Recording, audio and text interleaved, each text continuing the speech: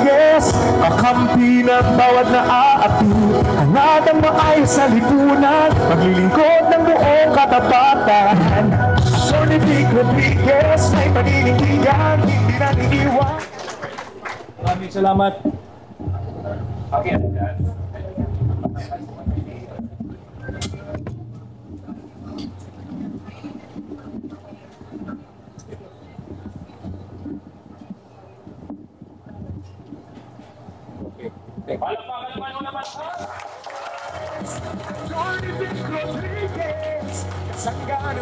Maraming salamat at magandang gabi muli sa inyong lahat. Isang malaking karangalan na nagkaharap-harap muli tayo at napapansin ko palaki ng palaki ng palaki ng palaki ang ating grupo. Just 4 months ago to be exact, October 8 of 2024, hindi ho ako ang dapat nakatayo sa harapan ninyo ngayong gabi. 4 months ago, hindi ko nakitaan ang aking sarili na ako'y muling iikot sa buong Pilipinas, mangangampanya at higit sa lahat, hindi ko nakitaan na ang kinakampanya ko pala yung sarili ko na. I was invited January 28, 2024 to be part of the coming out of Hakbang ng Maisog sa Davao upon the invitation of President Duterte and of Cabinet Secretary Juni Basco. And so I went doon sa January 28, 2024 event natin sa Davao. Ang Hakbang ng Maisog is a social movement that's advocating for transparency, accountability, peace, and security. And just a brief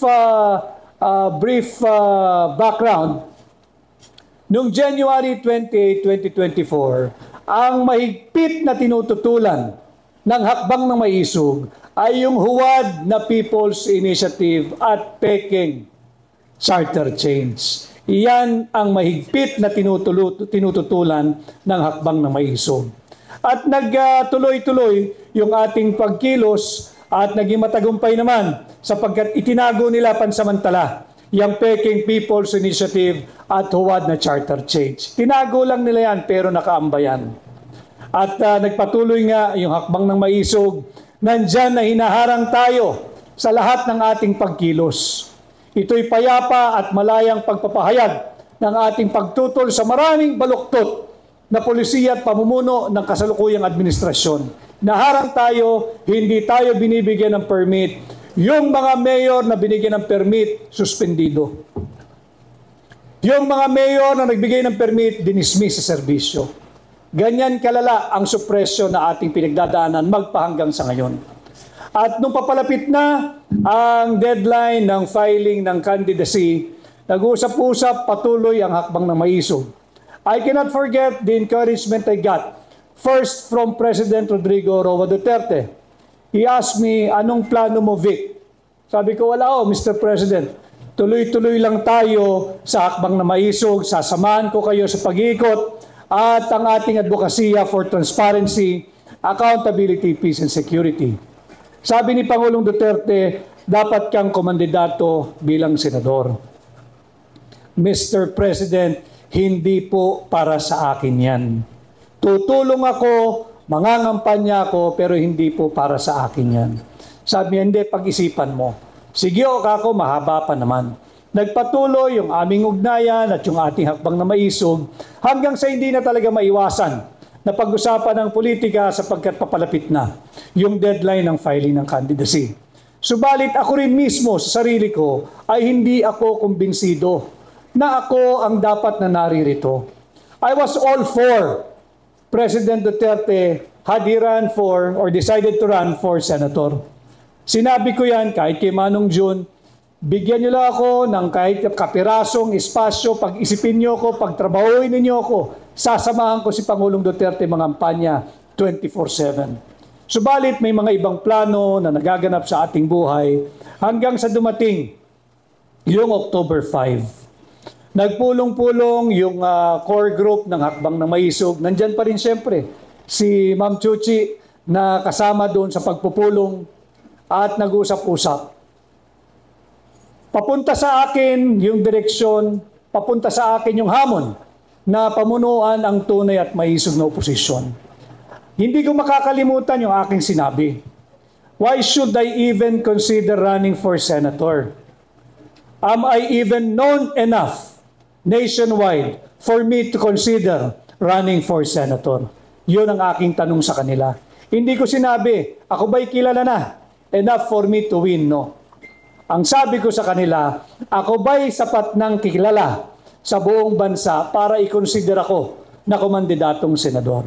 Subalit yun nga, nung gabing yun, nabuo ang consensus at lahat ay nagsabi na tutulong sila at all the way at ating tinanggap ang hamon na pamunuan ang tunay at maisog na oposisyon.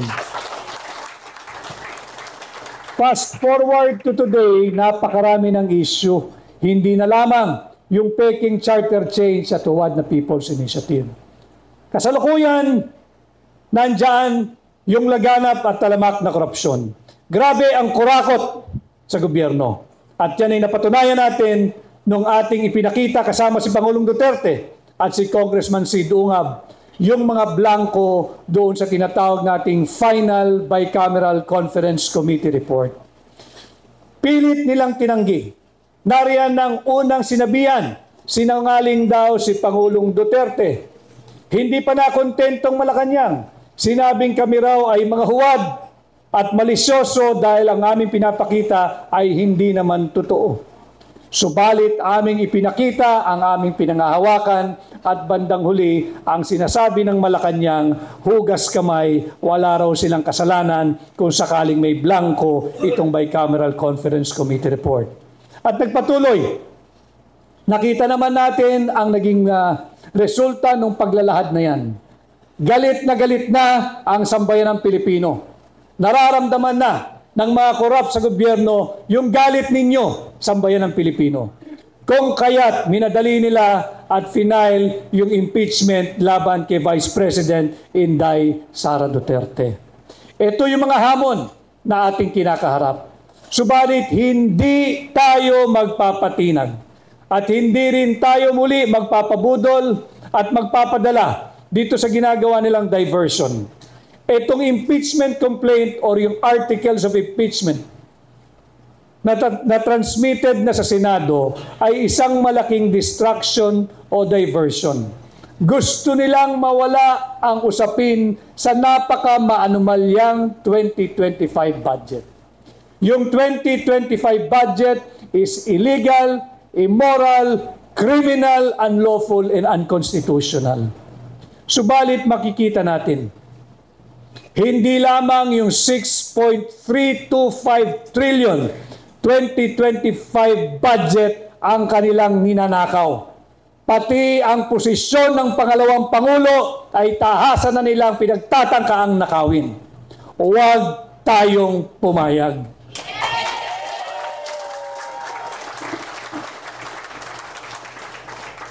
Ilang elitistang mambabatas, lagay nyo ng 300 elitistang mambabatas laban sa 32 milyong Pilipino, kasama ako, kasama kayo. Yan ang ninanakaw nila sa atin. Huwag tayong pumayag, makipaglaban tayo. Protektahan natin, hindi lamang si Inday Sara Duterte, kundi ang posisyon ng pangalawang Pangulo. Protektahan natin ang sagradong mandato ng 32 milyong Pilipino who lawfully, legally, constitutionally, and democratically elected Inday Sara to be our Vice President. At ngayon, gabi, isang gabi ng fellowship and thanksgiving, maraming salamat. Alam mo ninyo, when I decided to accept the challenge na pamunuan ng tunay at maisog na oposisyon, lininaw ko sa ating mga kasama sa Hakbang na Maisog, wala tayong partido, wala tayong pananalapi, at wala tayong sapat na materyales. That was October 5. Umikot po tayo, hanggang sa ngayon umikot tayo sa iba't ibang panig ng Pilipinas. And I would like to say thank you to all of you. Hindi ko maramdaman na kulang ako ng materyales. Hindi ko maramdaman na kulang ako ng pondo sa kampanyang ito dahil sa inyo.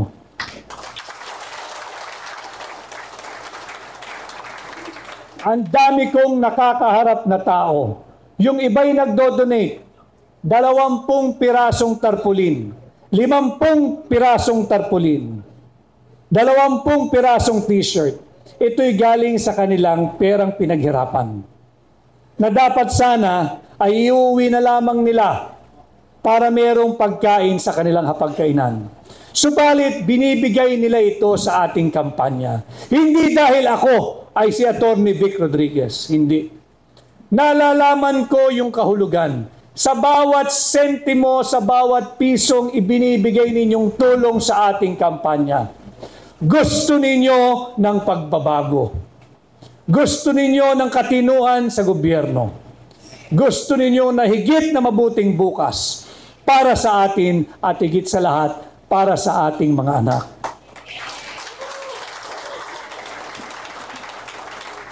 Hindi ko nararamdaman na wala tayong partido. Kahit saan ako magpunta, napakaraming taong sumasalubong, isa ang sinisigaw. Ipaglaban mo po kami, patuloy sana kayong maging boses namin, tuloy-tuloy po ang pagbabago, bantayan ninyo ang ating budget, huwag kayong pumayag na nakawin ang ating pera, at huwag kayong pumayag na apihin ang ating pangalawang Pangulo. Subalit hindi ko po kayang mag-isa ito. Kinakailangan ko po kayo. Kinakailangan ko ang tulong ninyo, kinakailangan ko ang suporta ninyo. And I know tonight, I do not have to even ask for it. You have given me your support even before this night came about. Nararamdaman ko yung inyong tulong, yung inyong tiwala, yung inyong suporta. At ito rin po ang aking inspirasyon. Sinabi ko ho sa aking core group, salamat kay Manong Jun Evasco, tinanggap na maging campaign manager. Salamat sa aking mga kasama. Alam ho nila, kahit si Yusek Pen Libres, nakakaramdam din po ako ng pagod katulad ninyo. Subalit sinabi ko sa kanila, wala akong karapatang magsalitang pagod ako, hindi ako lalabas, hindi tayo iikot. Sapagkat nakikita ko sa lahat ng panig ng Pilipinas, napakaraming volunteers na kumikilos para sa ating kampanya. At hindi ko po kayo bibiguin.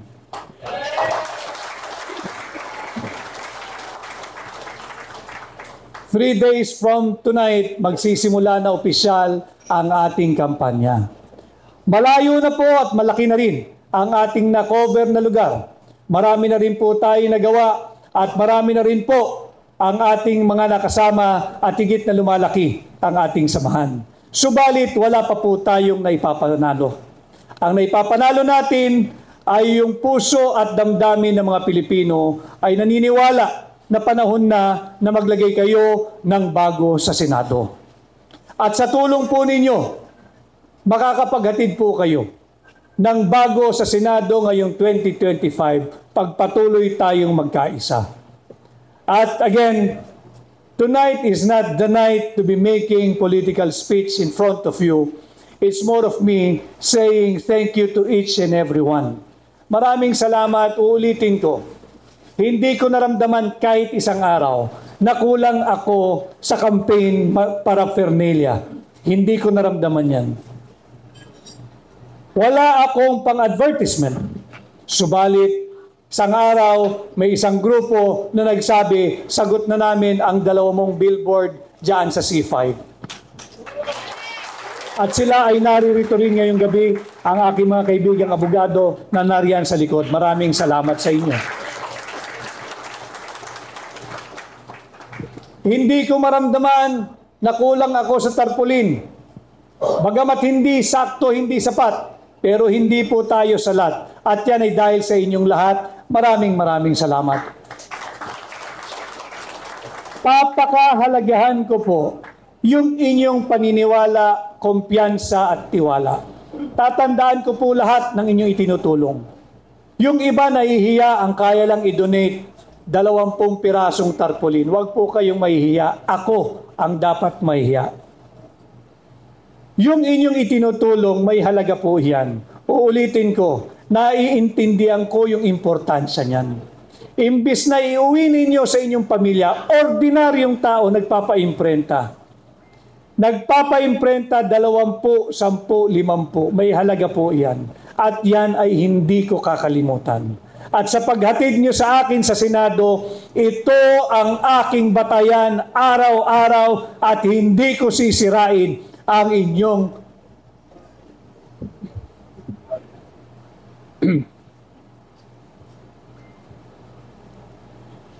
hindi ko sisirain ang inyong mga tiwala.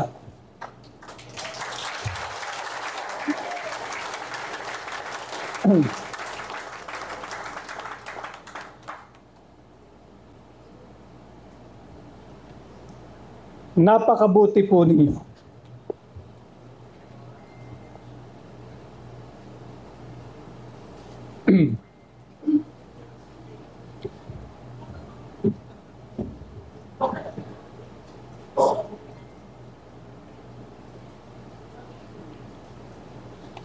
Katulad ho ng aking sinabi, itong aking kinakatayuan ngayong gabi, hindi ho akin ito. Kung tinanggap ni Pangulong Duterte, siya ang naririto. Kung nagtinanggap ni Mayor Baste Duterte, siya ang ating kandidato para senador. Subalit, ganun po talaga ang tadhana, ganun po talaga ang buhay. Ako'y naririto. Hindi ko sasayangin ang inyong tiwala.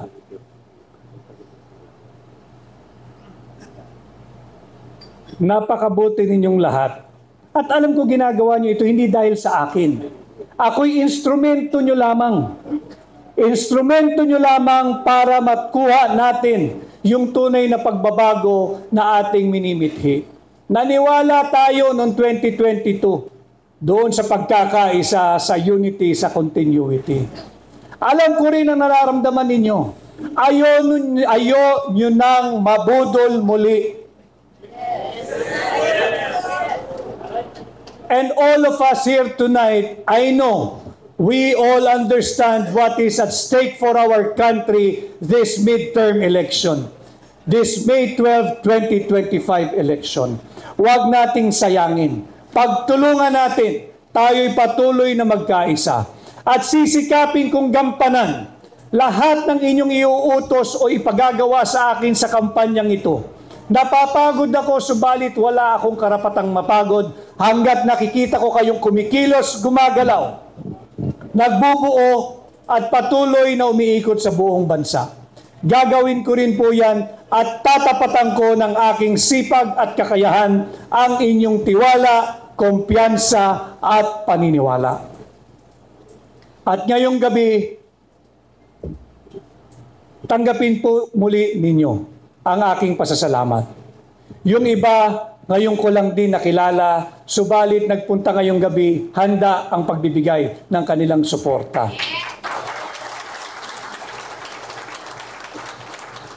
At marami pa ang gustong dumalo, subalit may mga previous schedules at marami naman ang narariyan at nagpapadama ng kanilang suporta araw-araw.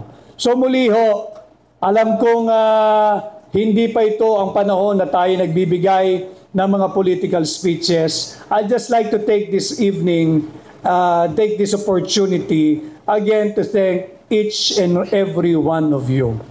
Not money, most especially for your time. Ang daming volunteers. Ang daming volunteers. And it's been a while na nakakita ako ng People's Campaign. At ito nagaganap dito sa Hakbang ng Maisog, ang isang People's Campaign. Sa ating mga miyembro ng new media, yung ating mga social media vloggers, maraming salamat sa inyo.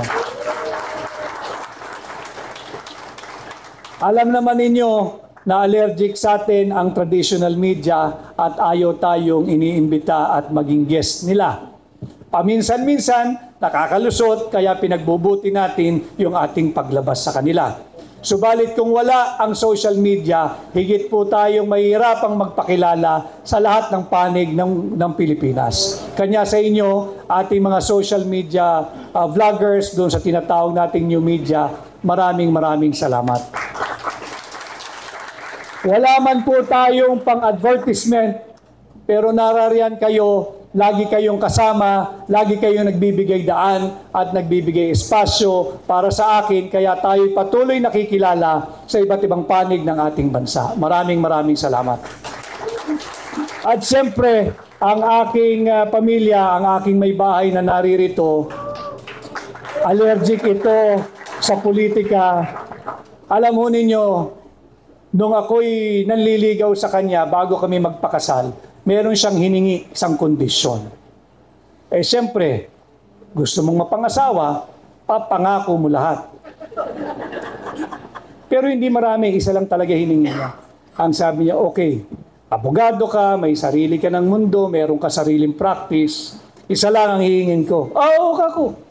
Magsabi ka, ibibigay ko. Wag na wag ka lang papasok sa politika. Oo naman, kako. Pero abogado ko eh. Teka muna, kako.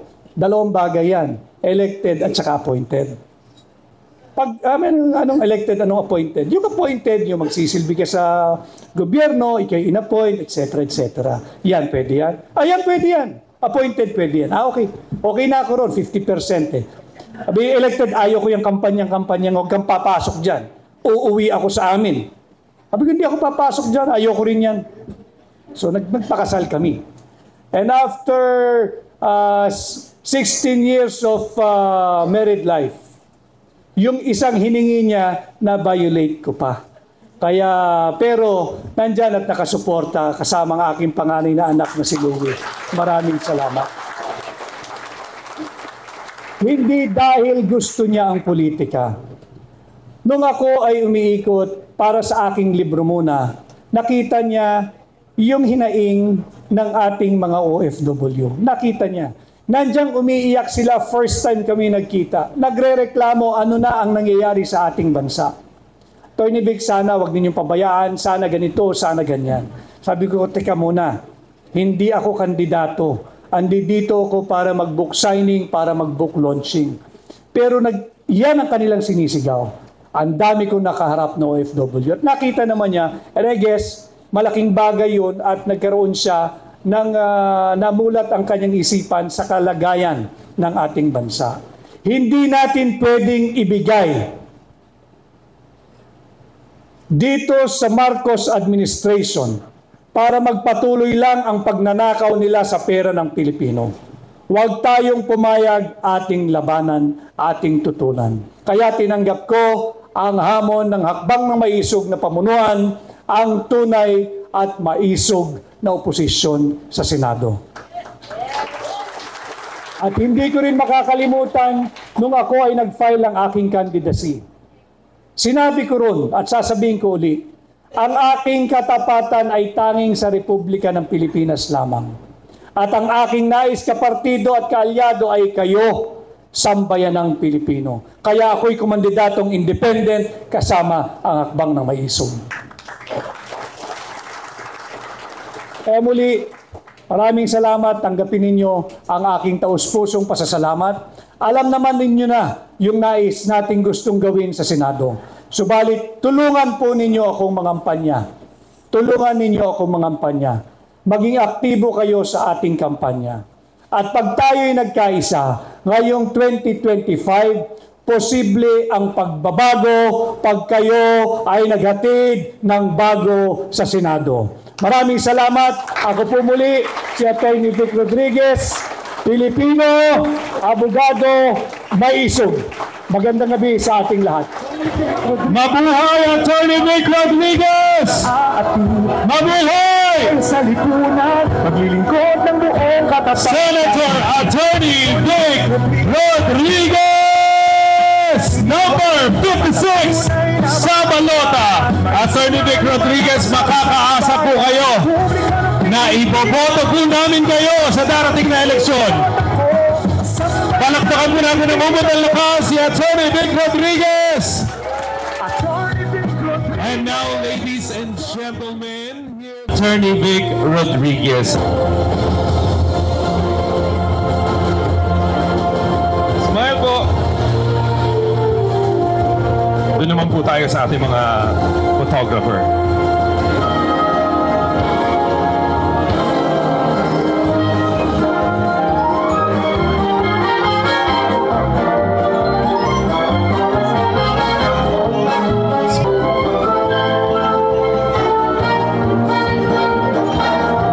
Attorney Vic Rodriguez!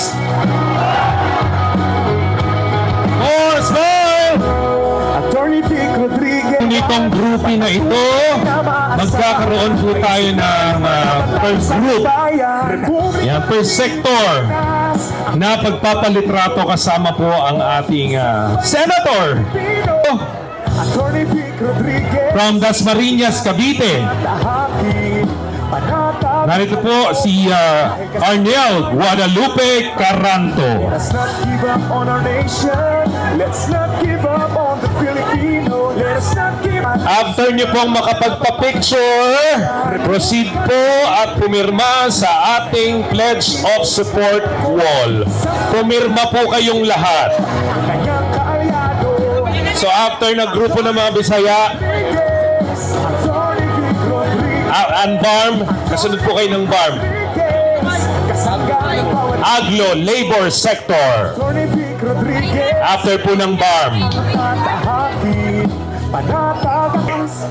Sige po, on stage po. On stage po. Proceed po tayo doon sa ating Pledge of Support wall, ma'am. Sa Pledge of Support wall po.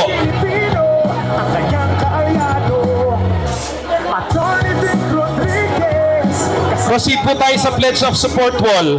Doon po muna tayo sa Pledge of Support wall. Ma'am, doon po muna tayo sa Pledge of Support wall.